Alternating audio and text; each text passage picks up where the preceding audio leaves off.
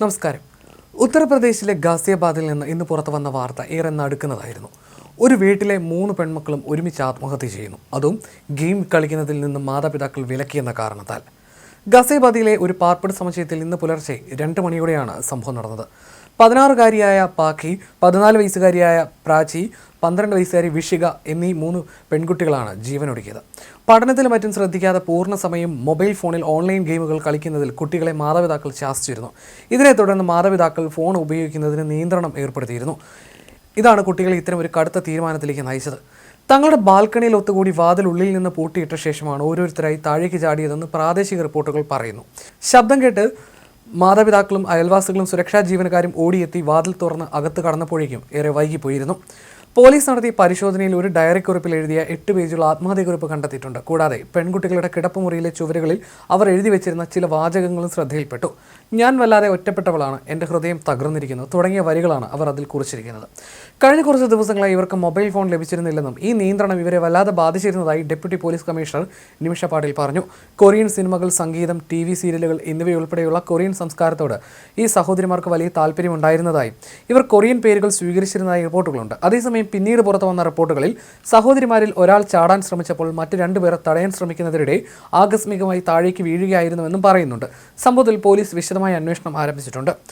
Covid മഹാമാരിയുടെ കാലത്താണ് ഇവർക്ക് മൊബൈൽ ഫോണിനോട് കടുത്ത ആസക്തി തുടങ്ങിയതെന്ന് പറയപ്പെടുന്നു. ഇത് പിന്നീട് നിയന്ത്രിക്കാനാവാത്ത അവസ്ഥയിലേക്ക് മാറുകയും 2 വർഷം മുമ്പ് സ്കൂളിലെ പഠനം നിർത്തേണ്ട സാഹചര്യങ്ങളിലേക്കും കാര്യങ്ങൾ എത്തിച്ചു. അതേസമയം സംഭവത്തെക്കുറിച്ച് ദൃക്സാക്ഷികളിൽ ഒരാളായ അരുൺ സിംഗ് എന്ന പ്രദേശവാസി പറഞ്ഞത് ഇങ്ങനെയാണ്: ഉറങ്ങാൻ തയ്യാറെടുക്കുമ്പോഴാണ് ഒരാൾ ബാൽക്കണിയിൽ ചാടാൻ തയ്യാറായിരിക്കുന്നത് കണ്ടതെന്നും അല്പം ദൂരത്തായിരുന്നതിനാൽ അത് പുരുഷനാണോ സ്ത്രീയാണോ എന്ന് എനിക്ക് മനസ്സിലാക്കാൻ സാധിച്ചില്ല.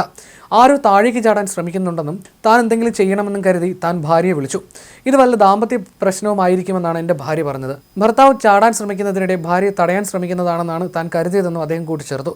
അരുൺ സിംഗ് പറയുന്നതനുസരിച്ച് മറ്റൊരു പെൺകുട്ടി അപ്പോൾ ബാൽക്കണിയിലേക്ക് വരികയും റെയിലിംഗിൽ ഇരുന്നിരുന്ന ആളെ പിടിച്ചു മാറ്റാൻ ശ്രമിക്കുകയും ചെയ്തിരുന്നു. ഈ ശ്രമത്തിൽ ഇവർ വിജയിക്കുകയും ചെയ്തു. എന്നാൽ മിനിറ്റുകൾക്ക് ശേഷം ആ വ്യക്തി വീണ്ടും ബാൽക്കണിയുടെ കൈവരിയിലേക്ക് കയറുകയായിരുന്നു.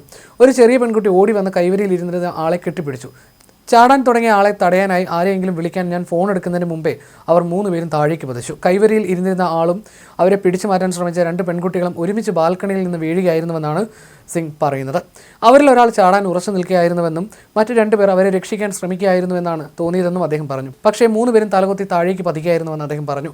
ഉടൻ തന്നെ താഴത്തെ നിലയിലേക്ക് ഓടിയെത്തിയ അരുൺ സിംഗ് പോലീസിനെയും ആംബുലൻസിനെയും വിവരം അറിയിച്ചു. എന്നാൽ ആംബുലൻസ് എത്താൻ 1 മണിക്കൂറോളം വൈകിയെന്നും അദ്ദേഹം പറഞ്ഞു. ഏകദേശം 10 മുതൽ 15 തവണയോളം തനിക്ക് ആംബുലൻസിനായി വിളിക്കേണ്ടി വന്നുവെന്നും അദ്ദേഹം പറഞ്ഞു. കൊറിയൻ ലവ് ഗെയിം എന്ന മരണക്കളിയാണ് ഈ 3 കുട്ടികളുടെയും ജീവനെടുത്തതെന്നാണ് വിവരം. അജ്ഞാതനായ ഒരാൾ സോഷ്യൽ മീഡിയയിലോ ചില മൊബൈൽ ആപ്പുകൾ വഴിയോ കുട്ടികളുമായി സംഭാഷണം തുടങ്ങുന്നിടത്താണ് ഈ ഗെയിം ആരംഭിക്കുന്നത്. ഈ വ്യക്തി ഒരു കൊറിയൻ അല്ലെങ്കിൽ ഏറ്റവും കുറഞ്ഞത് ഒരു വിദേശ പൗരനാണെന്ന് അവകാശപ്പെടുകയും സൗഹൃദത്തെക്കുറിച്ചും പ്രണയത്തെക്കുറിച്ചും സംസാരിക്കുകയും ചെയ്യും. തുടർന്ന് ഏറെക്കുറെ കുട്ടികളുടെ വിശ്വാസം സ്ഥാപിച്ച ശേഷം ആദ്യം അർദ്ധരാത്രിയിൽ എഴുന്നേൽക്കുക പോലുള്ള ലളിതമായ ടാസ്കുകൾ നൽകും. ക്രമേണ ടാസ്കുകളുടെ കാഠിന്യം കൂടുകയും ഗെയിം മാസ്റ്റർ കുട്ടികളെ ഭീഷണിപ്പെടുത്തുകയും ചെയ്യും. ഇങ്ങനെ 50 ദിവസത്തോളം തുടർച്ചയായ ടാസ്കുകൾ നൽകുകയും 50ാമത്തെ ടാസ്ക് ആത്മഹത്യയാണെന്നുമാണ് പുറത്തുവരുന്ന റിപ്പോർട്ട്. ഗാസിയാബാദിലെ സഹോദരിമാരുടെ മരണത്തെ ഇതുവരെ പോലീസ് പൂർണ്ണമായും ഈ ഗെയിമുമായി ബന്ധിപ്പിച്ചിട്ടില്ലെങ്കിലും കുട്ടികളുടെ ഗെയിം ആസക്തി അന്വേഷണത്തിൽ തെളിഞ്ഞിട്ടുണ്ട്. 3 പെൺകുട്ടികൾ മരിക്കുന്നതിന് മുൻപ് തങ്ങളെ കൊറിയൻ പേരുകളിൽ സ്വയം പറയാൻ തുടങ്ങിയിരുന്നുവെന്ന് കുട്ടികളുടെ അച്ഛനും സ്ഥിരീകരിച്ചിട്ടുണ്ട്. കുട്ടികളുടെ മൊബൈൽ ഉപയോഗം നിയന്ത്രിക്കാൻ ആവശ്യപ്പെട്ടപ്പോൾ ഞങ്ങളുടെ ജീവിതം കൊറിയയാണ്, എന്ത് പറഞ്ഞാലും അത് ഉപേക്ഷിക്കാൻ കഴിയില്ല എന്നായിരുന്നു അവർ മറുപടി നൽകിയിരുന്നതെന്നും മാതാപിതാക്കൾ പറഞ്ഞു.